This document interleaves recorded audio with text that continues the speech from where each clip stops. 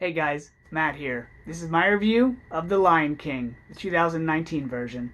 This movie is directed by Jon Favreau, who previously directed the first Iron Man film and also the 2016 version of The Jungle Book. This movie stars Donald Glover, Beyonce Knowles, Chiwetel Ejiofor, with Billy Eichner, Seth Rogen, and James Earl Jones. Now, if you've never heard of The Lion King, then you must be like the bugs and insects that Timon and Pumbaa feast on because you must be living under a rock. The Lion King is a classic animated film from Disney from 1994. And this version of The Lion King is a remake of the same story. When I heard they were redoing The Lion King, I got excited because I loved the original 1994 film. I knew in 2019 the special effects and the CGI and the quality of the movie would look fantastic. I wanted the emotion and the nostalgia and the comedy that I got from the original. And that's not setting my expectations too high, because whenever they remake a film, you want to feel the same way with the remake as you did the original.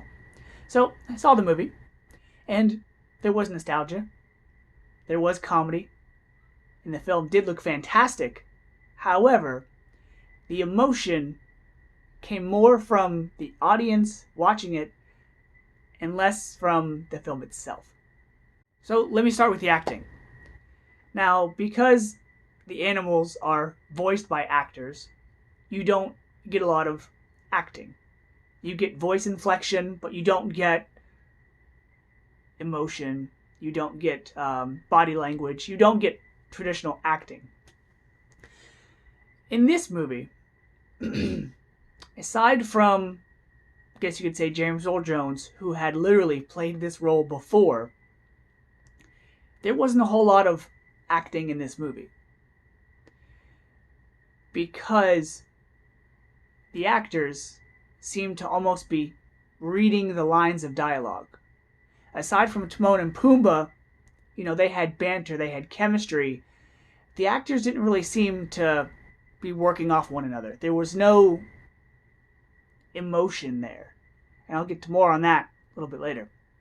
But the lines didn't have any pauses, didn't have any beats, didn't have any drama to them, didn't have any gravity. Except for when a character's obviously yelling, but you're obviously going to get that.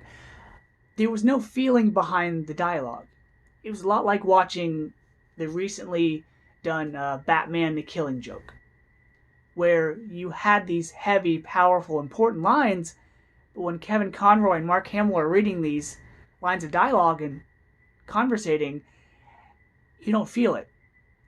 It's like as if they're reading the lines just to get through the scene and not make that scene, a show stealer or something important or memorable. And since Timon and Pumbaa were the comedic relief in the film, they did the best job because they seemed like they were having fun in their roles. Now, my biggest issue with this film is that the characters, the lions, the meerkats, the baboons, all the characters that had lines of dialogue couldn't emote. You couldn't see what they were feeling.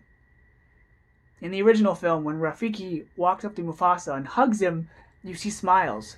You see their eyes move. You see the feeling. Here, you just get realistic-looking animals delivering lines of dialogue. Aside from one scene, the scene in the gorge, where Simba sees Mufasa and he does that "no" and the camera pans out, that's the only time that you feel any emotion or that they depict any of it. Because the rest of the time, when a character is angry or sad or happy, this is the face they make. It's like that Darth Vader t-shirt where it's like happy, sad, all the different emotions, they all look the same. Timon and Pumbaa seemed to be emoting because they were joyful, they were happy, they were laughing. Those characters seemed to show emotion. The rest of them didn't, and so it was hard to get into the movie. Honestly, the thing that evoked emotion the most was the songs and the music. That was the only time the audience knew how to feel, because the characters on screen didn't depict it well enough. 95% of this film is a shot-for-shot remake of the original. some additions and new things brought to this film is a dynamic between Scar and the hyenas. The hyenas are no longer lackeys that work for Scar, but instead these villainous characters that work alongside Scar, which was a nice change. I also have Timon and Pumbaa. I wouldn't say they break the fourth wall, but they do acknowledge stuff they did in the original film, and they play off that, and they also acknowledge another Disney film, which was nice. And they do have a couple scenes that explain how certain things or characters get from one location to another, which was nice, but it adds to the runtime so the film is longer. And the songs in this movie. You gotta have the songs, right? So they have the emotional opening, the Hakuna Matata, and the emotional ending. But the songs are what made this movie. All the songs are there. A couple of them are a little misplaced. Like the songs happen at different times than they did in the original. And some of the songs, my favorite song, unfortunately, is done but half-assed. They do part of the song which gets the point across, but it still would have been nice to see some of the things, animated and done in a live-action version. But we didn't get it. We got some of it, so I'm okay with that. So, because the nostalgia is there, the songs are there, the laughs are there, but that's it.